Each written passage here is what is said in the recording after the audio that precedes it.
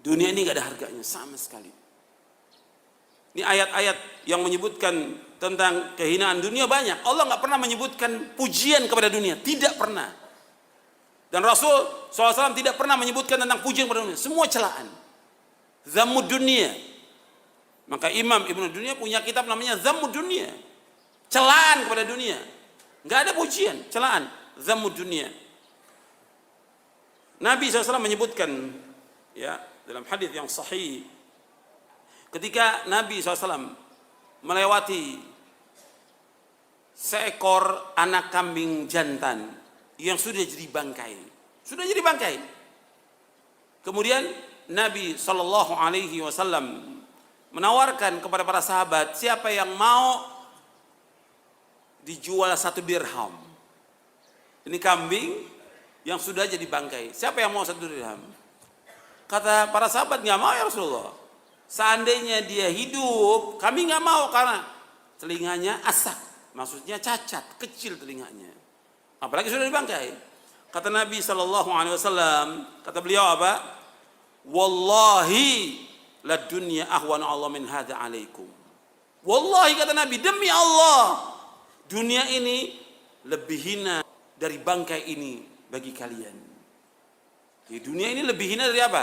Dari bangkai kambing. Dan dunia ini gak ada harganya, meskipun hanya seberat sayap nyamuk, gak ada harganya sama sekali.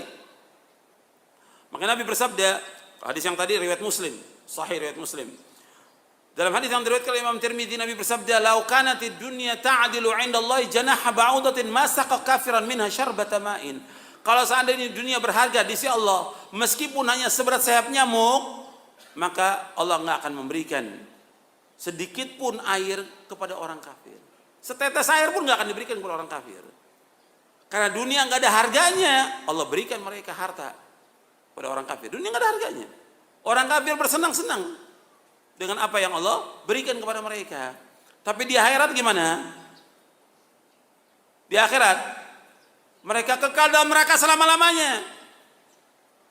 Di dunia dikasih orang kafir ini kesenangan yang luar biasa oleh Allah.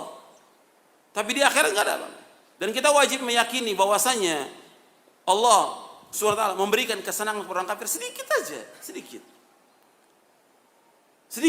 kepada mereka. Tapi kenikmatan yang abadi kepada orang yang beriman nanti di akhirat. Makanya orang beriman enggak boleh tertipu juga. Melihat kok orang kafir kaya, kok kita miskin.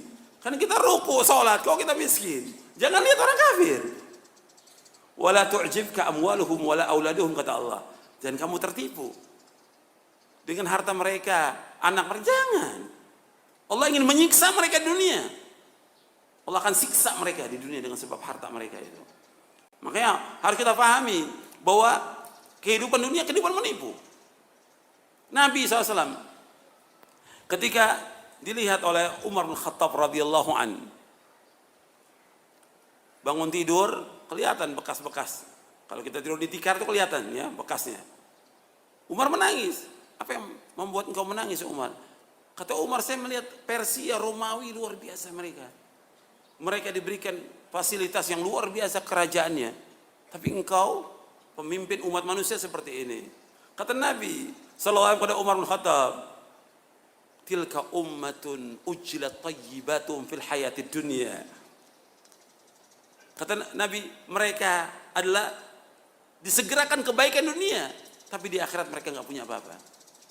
Wa ma lahum fil akhirati min nasib. Enggak ada bagian sama sekali di akhirat. Jadi ujilat, disegerakan. Dalam riwayat yang lain disebutkan oleh Rasulullah SAW, lahumud dunya walal akhirah. Bagi mereka dunia, bagi kita akhirat. Kalau orang berpikir dunia ini hanya sebentar, enggak lama. Umur umat Nabi Muhammad berapa? 60 sampai 70. Kata Nabi, a'maru ummati baina 60 wa 70 wa aqallu ma yajuzu dzalik. Umatku, umat Islam ini 60 sampai 70. Sedikit. Artinya kalau seandainya dikatakan dunia ini orang berumur ini paling 80 90 selesai sudah. Tapi akhirat kehidupannya ribuan tahun, enggak bisa dihitung sudah.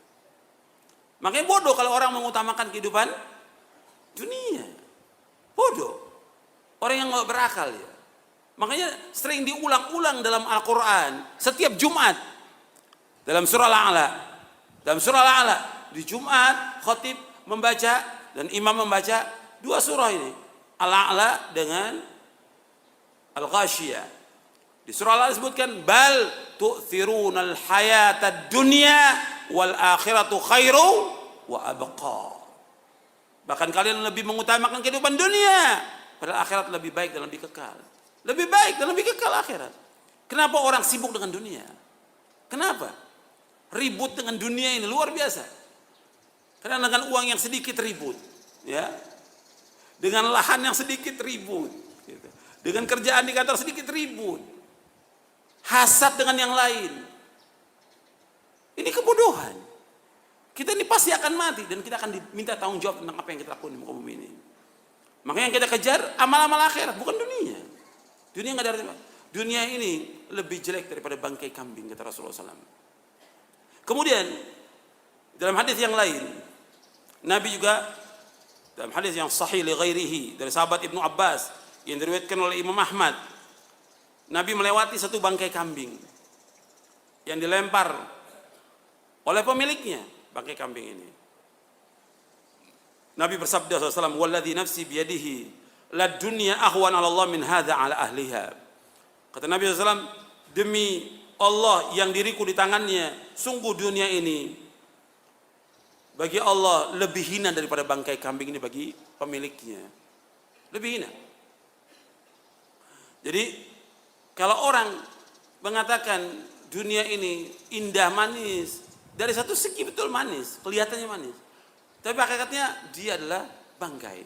Bahkan Allah memberikan permisalan dan Nabi SAW memberikan permisalan, dunia ini seperti orang makan, puas makan, kemudian jadi apa? Kalau sudah makan jadi apa? Kotoran. Itulah perumpamaan dunia, kata Rasulullah SAW. Kata Nabi SAW, Nabi mengatakan kepada seorang sahabat yang bernama Dhahhak bin Sufyan radhiyallahu anhu. Rasul bersabda, "Ya Dhahhak, ma ta'amuka?" Wahai Dhahhak, apa makananmu? Kata Dhahhak, "Ya Rasulullah, al-lahm wal laban." Daging dan susu. Qal, kata Nabi SAW, "Tsumma yasiru ila madza?" Kemudian jadi apa? Daging yang kamu makan enak, susu yang enak, jadi apa? Kemudian kata Dhahhak, "Ila maqad alimta." Seperti engkau ketahui ya Rasulullah. Kemudian kata Rasulullah, "Fa innallaha ta'ala daraba ma yakhruju min ibni Adam mathal dunya." Kata Rasulullah SAW, sesungguhnya Allah memberikan perumpamaan apa yang keluar dari anak Adam ini sebagai perumpamaan tentang dunia. Nggak ada orang berebut kotoran ya, tapi kenyataan depan kita orang berebut kotoran. Ya, nggak ada orang. Saya ntar kalau kamu ke kamar mandi, ntar saya yang ngambil. Nggak ada kotoran. Tapi itu diperebutkan oleh manusia. Dunia ini seisinya Nabi berikan perumpamaan seperti kotoran yang keluar dari perut anak Adam. Dan orang nggak mau dekat dengan kotoran itu. Seperti ya ditutup hidungnya. Tapi kalau masalah harta dibuka semuanya, harta mulutnya dibuka semuanya. Ini manusia nggak sadar, nggak berakal, akalnya nggak ada. Saya sebutkan lagi bahwa orang yang senang-senang dengan dunia ini itu nanti akan menyesal di akhirat. Kata Nabi SAW, kalau yang tadi yang saya bawakan itu, Allah memberikan perumpamaan kepada dunia ini seperti kotoran yang keluar dari manusia. Itu diriwayatkan oleh Imam Ahmad dan rawi-rawinya rawi sahih. Dan hadis ini sahih li ghairihi, disahihkan oleh Syekh Albani dengan beberapa syawahidnya dalam beberapa kitabnya, di antara dalam Sahih At-Targhib wa Tarhib. Kemudian Nabi juga menyebutkan, kata Nabi SAW, halawatud dunya muratul akhirah wa muratud dunya halawatul akhirah, bahwa manisnya dunia itu merupakan kepahitan nanti di akhirat, dan pahitnya dunia itu merupakan kemanisan di akhirat. Arti bagi orang-orang yang beriman, meskipun dunia ini pahit, bahkan Nabi bersabda bukan hanya pahit, kata Nabi, ad-dunya sijnul mu'min wa jannatul kafir. Hadis ini sahih, diriwayatkan oleh Imam Muslim dalam sahihnya. Ad-dunya sijnul mu'min, Dunia ini penjaranya orang mukmin, surga bagi orang kafir. Karena orang yang beriman, dunia ini ada batasannya. Ini ada yang boleh, ada yang tidak boleh. Ada yang halal, ada yang haram. Dan gak bisa dilakukan semuanya.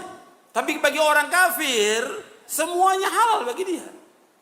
Dia minum khamar, dia berzina, dia ambil apa saja dia makan oleh dia. Bagi dia surga. Meskipun dia orang miskin. Meskipun si kafir ini orang miskin. Dibandingkan dunia dengan akhirat, bagi dia surga dunia ini. Tapi orang yang beriman, dunia ini penjara. Sementara dia hidup.